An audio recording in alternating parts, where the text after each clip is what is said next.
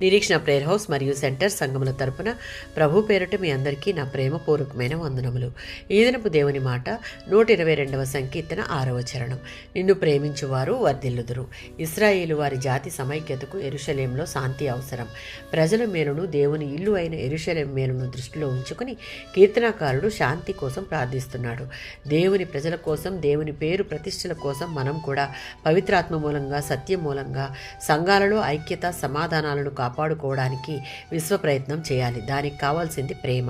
ఎవరైతే వారి పాపపు స్థితిని దేవుని దగ్గర ఒప్పుకొని విడిచిపెడతారో దేవుడు వారిని ప్రేమిస్తాడు. ఆయన మనలను ప్రేమించిన రీతిగా మనం ఆయనను ప్రేమించే వారంగా ఉన్నప్పుడు వారి మధ్య ఐక్యత, సమాధానం కలిగి వర్ధిల్లే అనుభవాన్ని కలిగి ఉంటారు. 51వ సంకీర్తన 18వ చరణం. తనను దేవుని నుంచి దూరం చేసిన పాపాన్ని విడిచిపెట్టుటకు సిద్ధపడి దావీదు దేవుని దగ్గర పశ్చాత్తాపడుతున్నాడు. తద్వారా తనను తాను పరిశుద్ధపరచమని, తన హృదయాన్ని తిరిగి కట్టమని దేవుని ప్రాధాయపడుట ఇక్కడ మనం చూడవచ్చు. తద్వారా ఇతరుల కోసం ప్రార్థించేందుకు అతని హృదయాన్ని సిద్ధపరచుకుంటున్నాడు. దేవుడు ప్రేమామయుడు కనుక ఆయన కరుణ చూపి దావీదు పొందిన పశ్చాత్తాపం ద్వారా అతని పాపాన్ని తుడిచివేశాడు. శుద్ధ హృదయాన్ని కలుగజేయడం ద్వారా తిరిగి దేవుడు ప్రేమించే వ్యక్తిగా అతను మారాడు.